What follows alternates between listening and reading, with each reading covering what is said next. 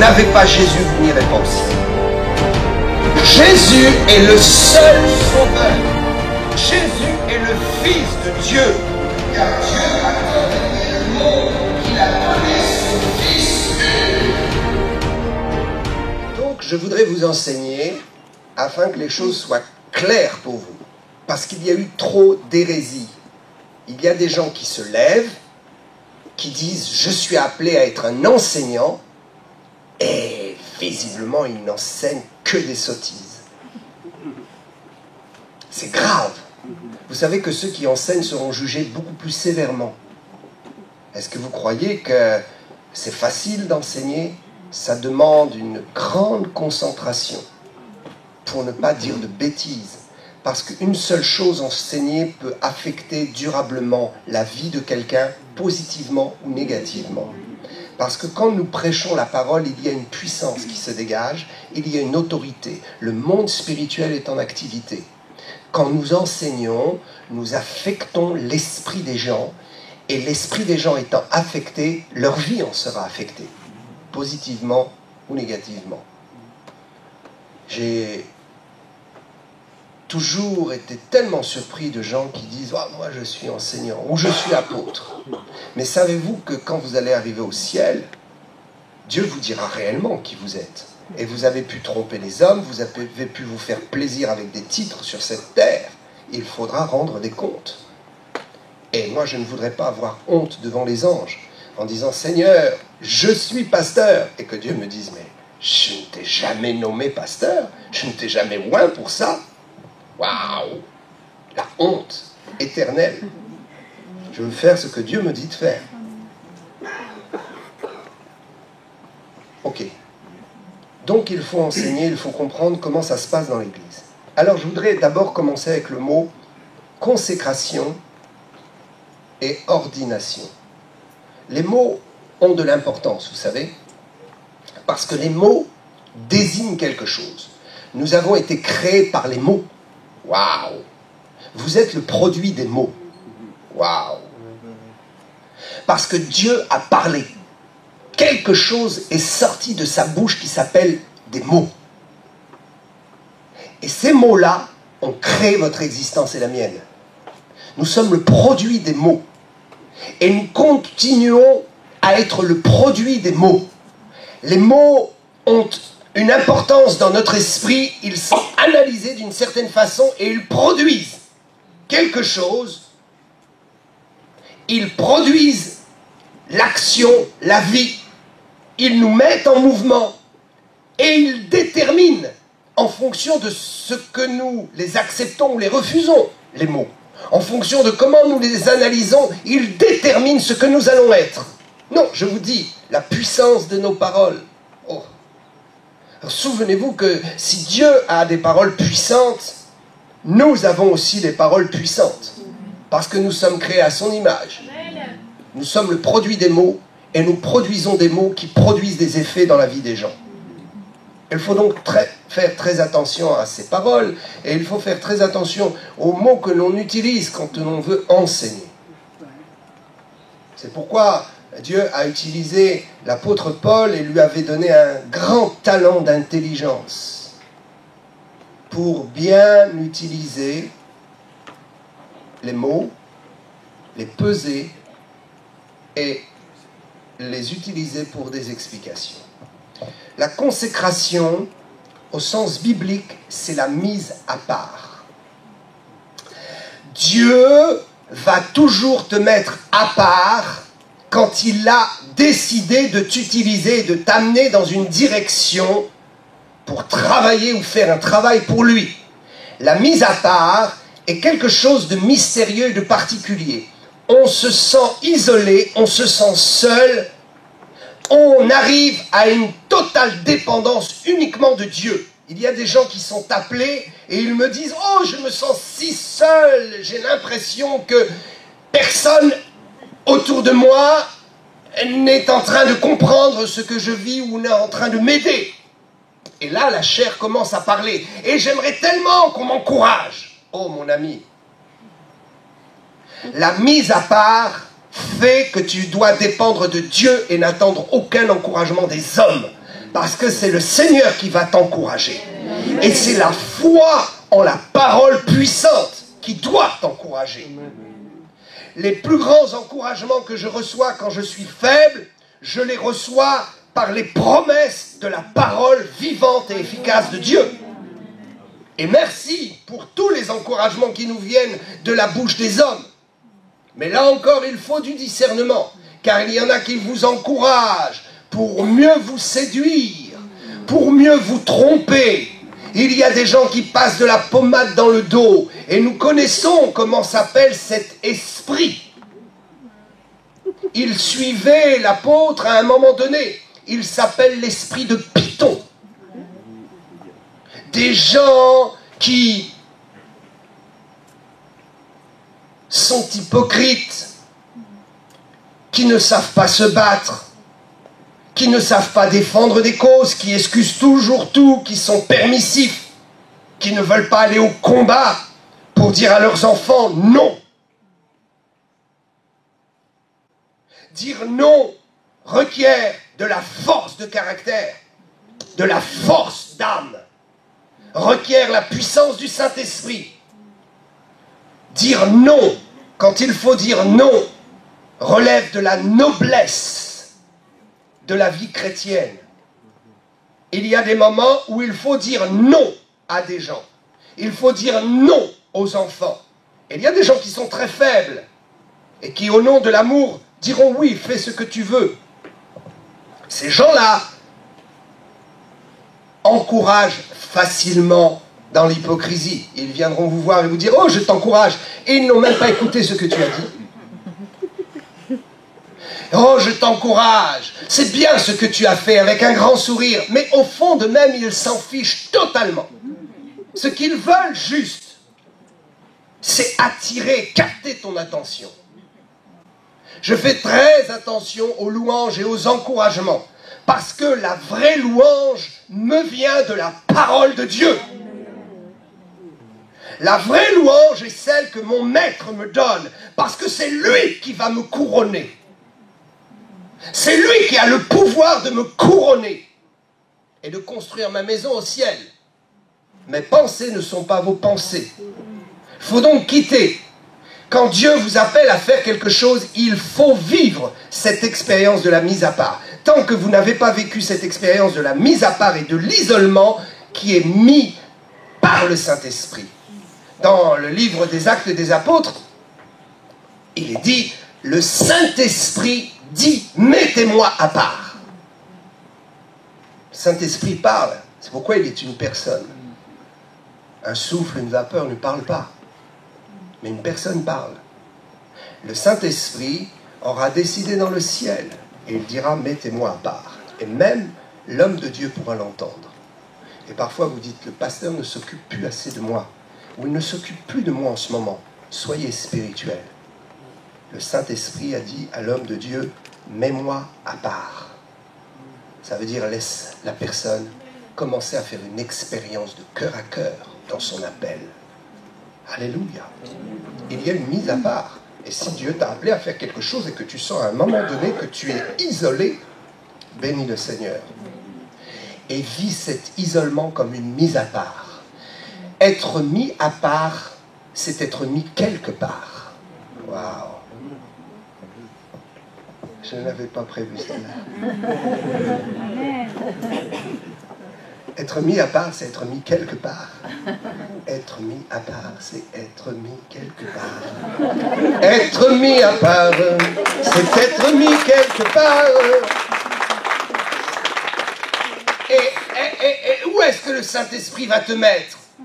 Dans la présence glorieuse de Dieu, où là tu vas apprendre des choses, où tu vas être enseigné. C'est pourquoi il est dit, l'onction nous enseigne.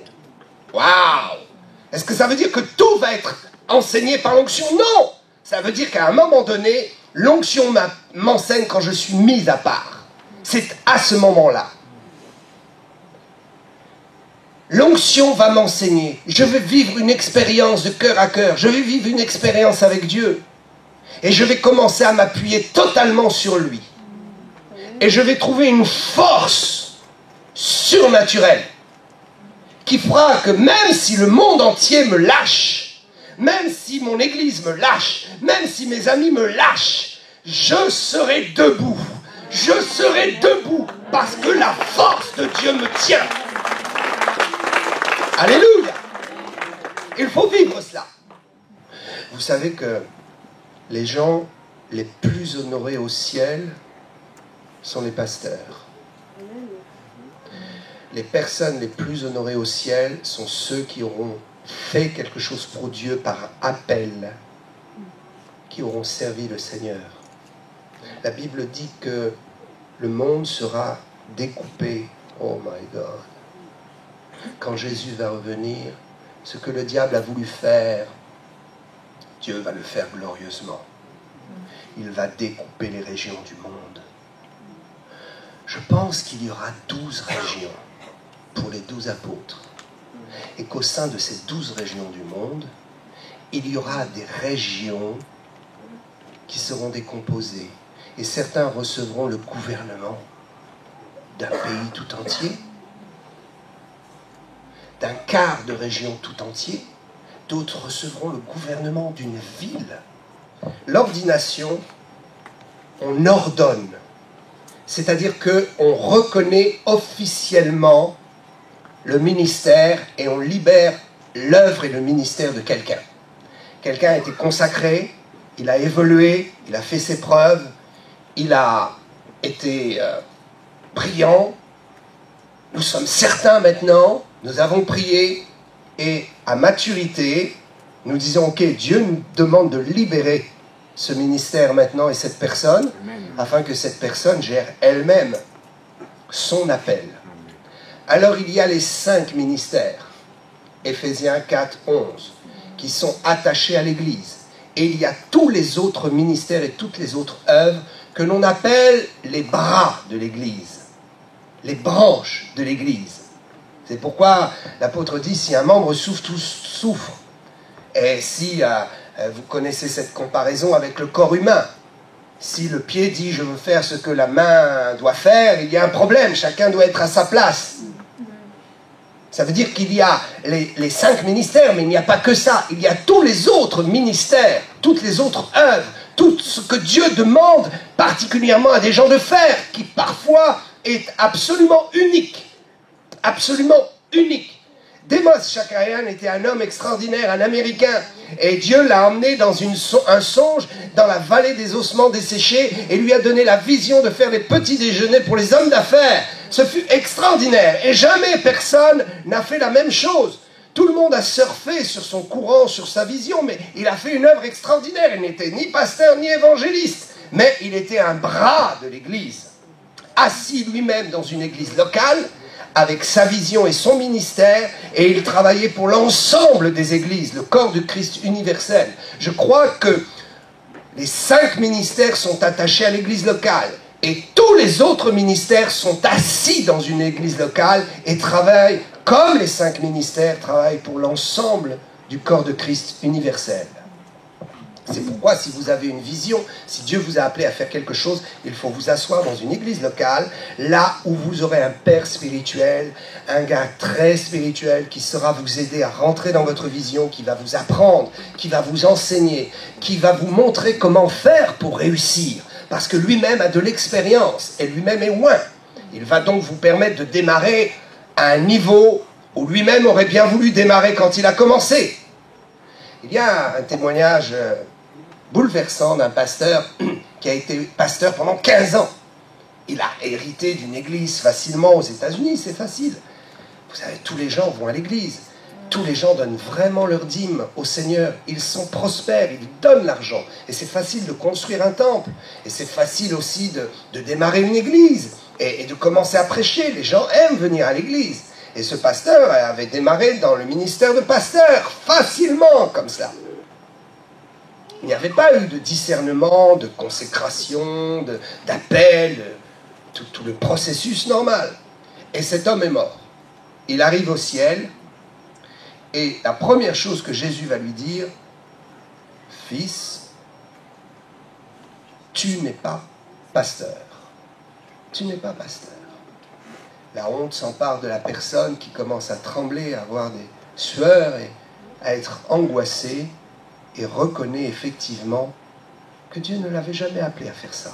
Et Jésus lui dit, tout ce que tu as fait pendant 15 ans en tant que pasteur n'a aucune valeur devant moi.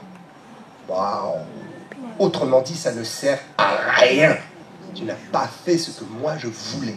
Tous tes efforts sont perdus. Vous savez que la Bible dit, Paul dit aux Corinthiens que nous allons passer en revue devant le Seigneur et nos œuvres nous suivent. Et nos œuvres vont passer à travers le feu. Et le feu révélera si l'œuvre de chacun est bonne ou pas.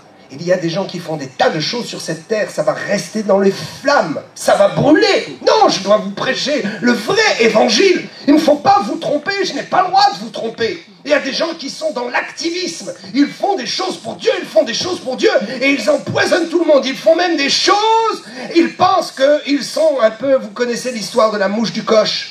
Il y a des pasteurs qui viennent dans une ville, ils s'installent. Dieu ne les a jamais appelés à être pasteurs, mais ils croient qu'ils font l'œuvre de Dieu. Mais en fait, ils embêtent les vrais pasteurs et ils polluent le milieu spirituel. Parce qu'ils récupèrent des membres, ils récupèrent des gens, ils vont sauver même des gens dans la rue et ils sont incapables de les amener à la maturité de Christ et à les amener dans la puissance de Dieu. Et ils privent d'autres pasteurs qui, eux, ont été loin pour s'occuper de ces personnes. Non, je vous dis, c'est grave. C'est vrai qu'il peut y avoir de la place tous les 100 mètres dans une rue pour une église. Mais faut-il qu'il y ait des gens appelés? S'il n'y a pas des gens appelés, comment voulez-vous que ça fonctionne? On n'est pas dans le marketing ici. On ne dit pas on va placer ici. Il faut des hommes derrière. Il faut former des pasteurs. Il ne peut pas y avoir d'église sans pasteur. Et si on veut voir des églises, on doit d'abord penser... Il faut qu'il y ait des pasteurs. L'église existe parce que le pasteur est là. Mais s'il n'y a pas de pasteur, il n'y a pas d'église. Et s'il y a des faux pasteurs ou des gens qui se sont improvisés, ce n'est pas l'église. Ça ne peut pas bien fonctionner. Bien sûr, ça fonctionne. On utilise la parole de Dieu, mais ça ne peut pas faire une percée spirituelle. Il faut donc comprendre que l'activisme est quelque chose qui sera perdu. Cet homme pleurait devant Jésus et Jésus lui dit « Je t'accorde une seconde chance.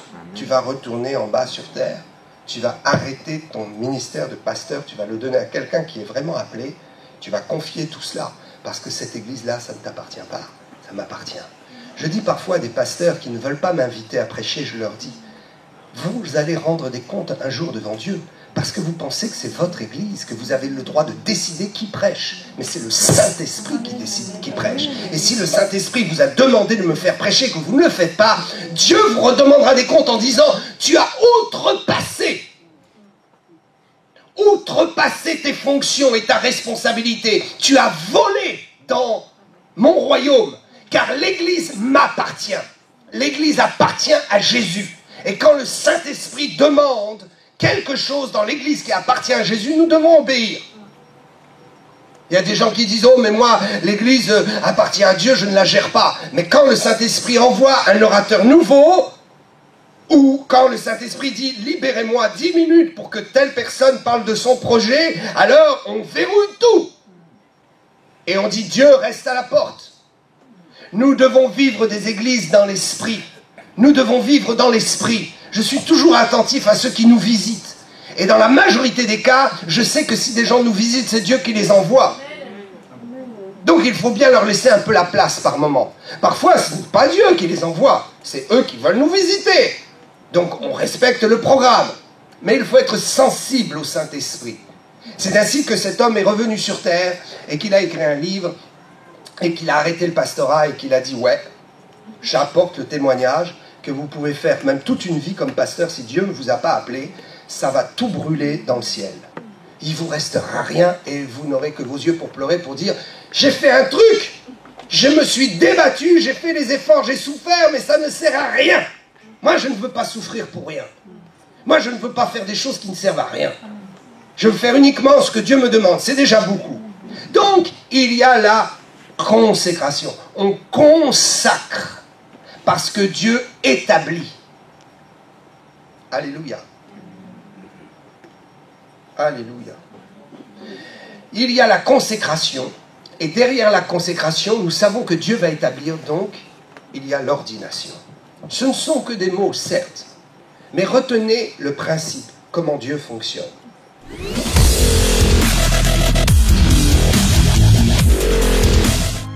It won't always be like this. The Lord will perfect that concerning